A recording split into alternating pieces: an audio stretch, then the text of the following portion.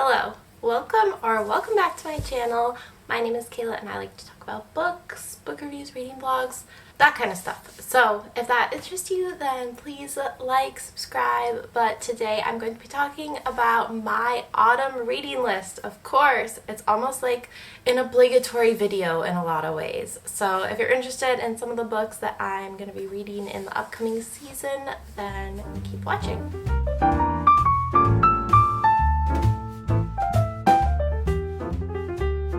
So, I feel like a lot of people do like monthly TBRs and stuff like that, but I'm definitely more of like a seasonal reader. I'll definitely pick books that feel like they fit the vibe of the season. So some of these are books I actually got a while ago, but kind of I've just sat on because they're not the vibe. They're not the summer vibe, you know what I mean? So I feel like there's a couple of these that you might recognize from a book shopping haul I did a little bit ago. I'll link that somewhere around here. And there are books that I knew that I would be waiting until it was like a little bit crisper out, a little more autumnal.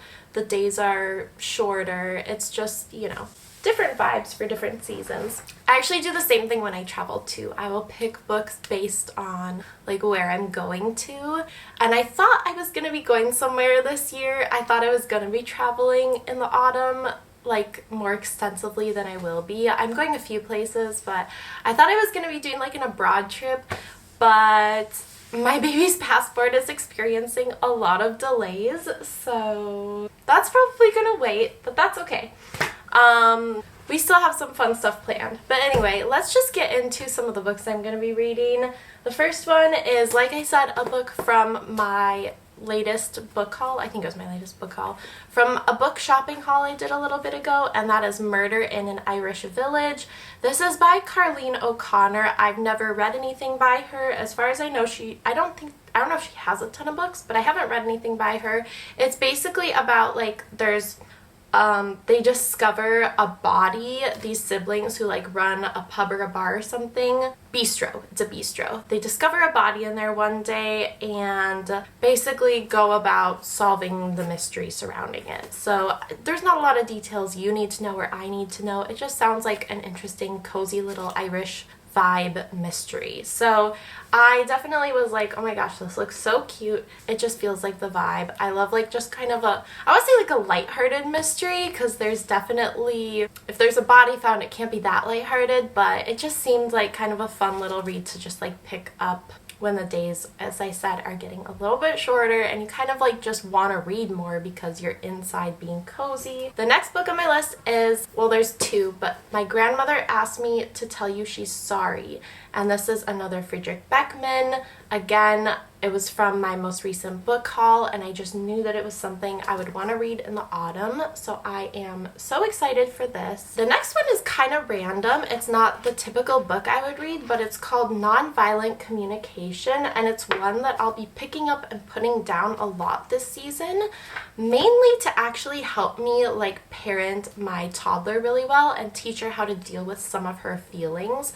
So I just want to like help her out, and I feel like this is like a good way for me to like be reminded of like really positive ways to communicate. So I'll be kind of picking this up and putting it down. Nothing super serious, but I did think I would mention it because I do think it has like a lot of good tips if you're looking to improve your communication. The next book is something that my husband actually kind of recommended via his friend, and that is The Passenger by Cormac McCarthy, and I'm gonna have to wait for him to finish reading it first. He's borrowing it from his friend, and then I'm gonna be reading it because I'm really excited and I really want to read it. It just sounds like a good read. It's about basically this plane that crashes and they're like looking to recover any of the survivors, and they find, I believe, all of the bodies except one is missing, and I think it's like the mystery surrounding that missing person. And of course, Cormac McCarthy has like beautiful prose,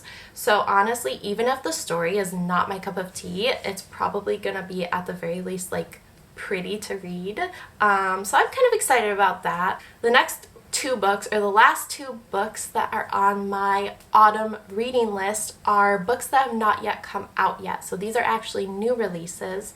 The first one is Class by Stephanie Land. I read Maid. I enjoyed it. I don't think it was like, I mean, I think a lot of people compared it to Nickel and Dimed, etc., etc. You can read my review on it. I'll link it somewhere around here. Or you can watch my review on it. I'll link it somewhere around here. But you know what? I thought it was good. I don't think it needs to be compared to Nickel and Dimed because I think they're really different books, actually. They're just on the same subject. So, I'm excited though. Class is apparently kind of the follow-up to Maid, and it's about what happens when she gets to college. She still has a young daughter, she's still living in poverty, and then now she's navigating like a loan system that she doesn't understand. And I actually just think that that's going to be a really interesting read. Hopefully, we'll see. I may or may not review it, so maybe stay tuned for that. Oh, and then the last one, this one. I am so excited for this book, and it is The Leftover Woman by Jean Kwok. Now, I don't even know exactly how to explain the little blurb that I read, but basically a woman had to give up her baby because of China's one-child policy, like back in the day. She actually goes to New York in the US, obviously, and tries to find her daughter and reconnect with her. And I think she ends up crossing paths with this woman, and I don't remember if it was implied or stated that maybe this woman was like the person who adopted her daughter or something like that. I don't know. It just sounded like such an interesting premise that I was like, I think I have to read that. That sounds like such a vibe. Yeah, just really interesting to read, so I'm really, really excited for that.